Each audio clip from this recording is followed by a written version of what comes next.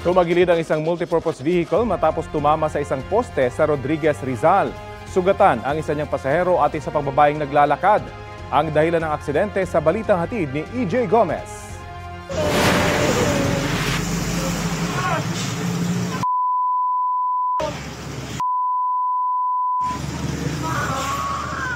Kinumpronta ng lalaking yan ang driver ng tumagilid na sasakyan na sangkot sa aksidente sa Payatas Road, Mayon Avenue sa Barangay San Jose, Rodriguez, Rizal mag-aalas 12 ng hating gabi noong Linggo.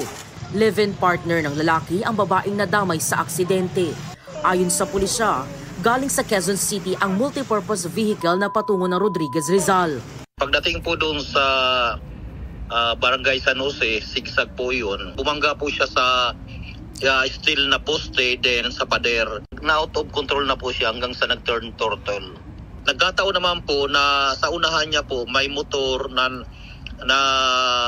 may motor po tsaka may naglalakad na babae. Hindi po nabangga yung babae. Hinabot lang po ng paggulong ng sasakyan po.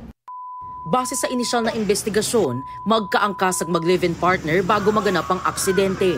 Ilang saglit lang matapos bumaba ang babaeng angkas, sa namang pagbangga ng sasakyan sa poste at paghagip sa biktimang naglalakad sa gilid ng kalsada.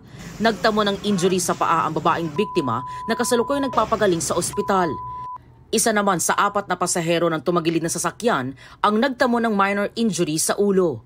Walang pahayag sa media ang driver pero base sa salaysay niya sa pulisya, aminado siyang nakaidlip habang nagmamaneho. Hating gabi na po ma'am, na kaidlip, hindi niya po akalain na sasabit siya doon po sa posting. So hindi po siya nakainom, nagkataon lang po talagang antok na. Tsaka madilim po sa area. Nagkaareglo na raw ang dalawang panig. Nangako raw ang driver na sasagutin niya ang pagpapagamot ng babaeng biktima. EJ Gomez, nagbabalita para sa GMA Integrated News.